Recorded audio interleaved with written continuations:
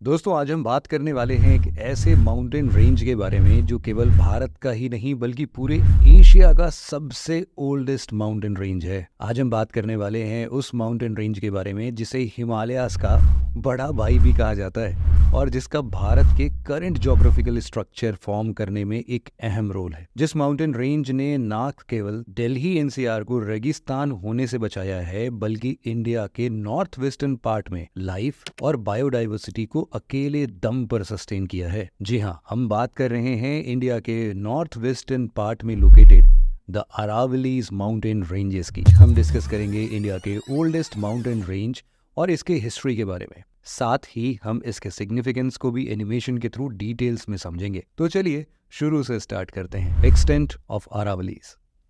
Aravalli mountain ranges India के north western part में located है और इसका लिटरल मीनिंग है लाइन ऑफ पीक्स। ये माउंटेन रेंज दिल्ली से लेकर हरियाणा, राजस्थान होते हुए गुजरात तक फैला हुआ है।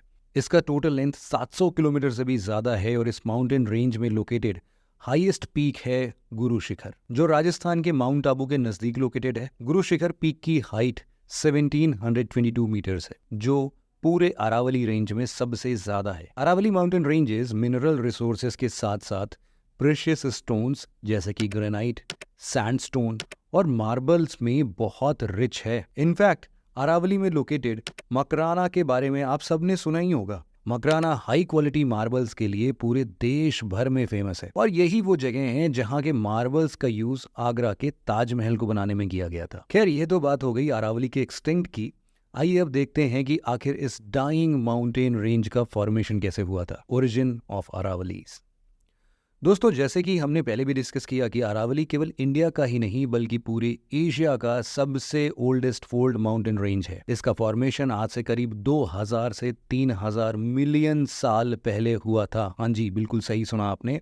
और उस समय इसका हाइट आज के हिमालयास के हाइट से भी काफी ज्यादा था। हिमालयास की तरह ही अरावलीज का भी फॉर्मेशन दो कॉन्टिनेंट प्लेट्स के आपस में कन्वर्जेंस से हुआ था और इस वजह से ही इसे एक फोल्ड माउंटेन कहा जाता है। अरावलीज का फॉर्मेशन प्री कैम्ब्रियन एरा में मारवाड़ क्रेटॉन और बुंदेलखंड क्रेटॉन के आपस में कन्वर्जेंस से हुआ था और इसी वजह से आप देखेंगे कि अरावली का अलाइनमेंट नॉर्थ ईस्ट से साउथ वेस्ट के डायरेक्शन में है। जैसे कि आप सबको पता है कि माउंटेन फॉर्मेशन इवेंट को हम ज्योग्राफी की भाषा में ओरोजिनी कहते हैं।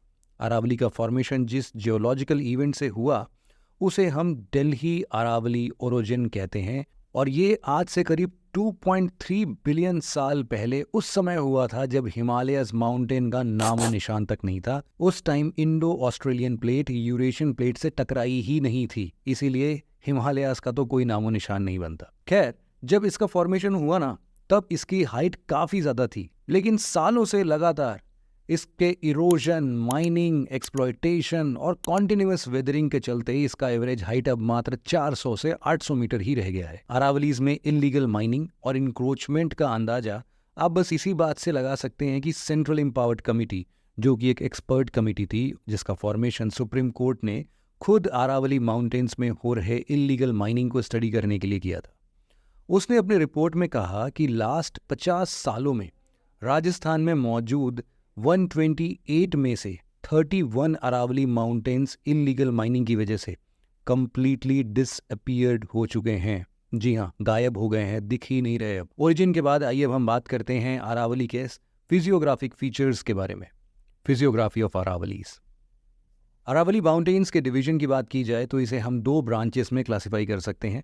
पहला है नदन ब्रांच, जो अजमेर से लेकर दिल्ली तक फैला हुआ है, और दूसरा है सदर्न ब्रांच, जो कि अजमेर से अहमदाबाद तक एक्सटेंडेड है। सदर्न ब्रांच के कंपैरिजन में अरावलीज का नदन ब्रांच ज्यादा इरोडेड है और इसकी वजह से इसकी हाइट भी सदर्न ब्रांच के कंपैरिजन में कम है। अरावलीज माउंटेन के लेफ्ट साइड में थार डिजर्ट लोकेटेड है और इसके राइट साइड में लोकेटेड है ईस्टर्न राजस्थान अपलैंड्स। इसी तरह अरावली माउंटेन्स के सदर्न पार्ट में लोकेटेड है गुजरात प्लेन्स और इसके नदर्न पार्ट में लोकेटेड है गंगा यमुना प्लेन्स। राजस्थान में located the great boundary fault Aravalli mountains को गैंगेटिक प्लेन्स और विंध्यान रेंज से सेपरेट करती है। हिमालयन माउंटेन रेंजेस और वेस्टर्न घाट्स की तरह ही अरावली माउंटेन में भी कई सारे पासेस लोकेटेड हैं जिससे ट्रांसपोर्ट और कम्युनिकेशन होता है। अरावली माउंटेन्स में लोकेटेड माउंटेन पासेस में सबसे इंपॉर्टेंट पास है हिस्टोरिकल हल्दी घाटी पास। ये पास राजस्थान के राजसमंद डिस्ट्रिक्ट को उदयपुर डिस्ट्रिक्ट से कनेक्ट करता है। ये पास महाराणा प्रताप और मुगलों के बीच लड़ी गई बैटल ऑफ हल्दी घाटी 1576 के लिए भी काफी फेमस है। अरावली में लोकेटेड दूसरा इंपॉर्टेंट पास है गोरन पास, जो माउंट आबू के नजदीक लोकेटेड है। ये पास उदयपुर सिटी को सिरोही डिस्ट्रिक्ट से कनेक्ट करता है। इसके बाद यहाँ लोकेटेड तीसरा इंपॉर्टेंट पास है गोरम घाट पास, जो राजस्थान के मेवाड़ और मारवाड़ रीजन को कनेक्ट करता है। एक्सटेंट, ओरिजिन और फिलॉसफी के बाद अब हम बात करते हैं अरावली के इंपॉर्टेंस के बारे में, सिग्निफिकेंस ऑफ अरावलीज।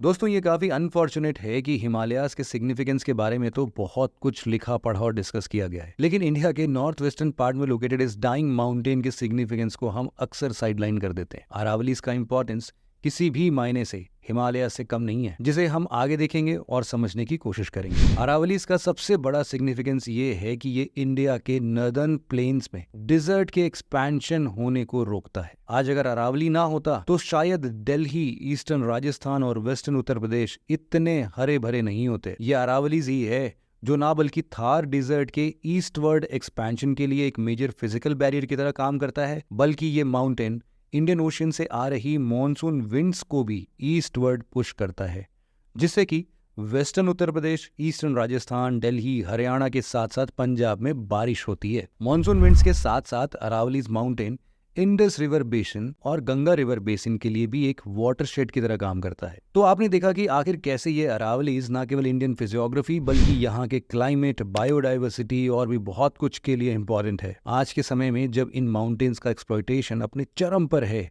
हमें इन्हें प्रिजर्व करने की जरूरत है, ताकि हमारे आने वाले जनरेशन को इस ग्रेट माउंटेन रेंज को हिस्ट्री बुक्स में पढ़ने की जरूरत ना पड़े। तो दोस्तों, आज के इस वीडियो में बस इतना ही था। मिलते हैं आपसे एक और ऐसे ही मजेदार एनिमेशन वीडियो के साथ।